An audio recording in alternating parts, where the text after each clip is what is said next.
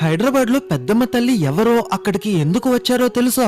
రంభ అనే అసురుడికి మహిషాసురుడు జన్మించి బ్రహ్మకి కఠోరంగా తపస్సు చేయడం మొదలు పెడతాడు. దాంతో బ్రహ్మదేవుడు మహిషాసురుడికి ఏం వరం కావాలో కోరుకోమంటాడు. కానీ మహిషాసురుడు నాకు చావే లేని వరం కావాలి అని అడుగుతాడు. అప్పుడు బ్రహ్మ, మీ అసురులకి వేరే పనే లేదారా? చావు లేని వరం ఇవ్వడం కుదరదు, ఇంకేమైనా కోరుకో అని అంటాడు. అప్పుడు మహిషాసురుడు ఒక స్త్రీ చేతిలో తప్ప ఇంకెవ్వరి చేతిలో నాకు చావు ఉండకూడదు అనే వరాన్ని పొందుతాడు. ఇంకా ఆ వరాన్ని అండగా చూసుకొని దేవతల మీదకే యుద్ధానికి వెళ్లి ఇంద్రుడిని కూడా ఓడించేస్తాడు. అప్పుడు బ్రహ్మ విష్ణు మహేశ్వరులు పార్వతీదేవిని సహాయం చేయమని కోరడంతో పార్వతీదేవి కాత్యాయని దుర్గ రూపంలో ఘోరంగా యుద్ధం చేసి ఆఖరికి మహిషాసురుడిని సంహరిస్తుంది. ఆ యుద్ధం తర్వాత దుర్గామాత నీళ్లు తాగి విశ్రాంతి తీసుకున్న ప్రదేశమే ఇప్పుడు జూబ్లీ హిల్స్ లో ఉన్న పెద్దమ్మ తల్లి ఆలయం. మీరు ఎప్పుడైనా పెద్దమ్మ తల్లి గుడికి వెళ్లారా? కింద సబ్స్క్రైబ్ బటన్ కొట్టేసి అందరూ చెప్పండి, జై పెద్దమ్మ తల్లికి.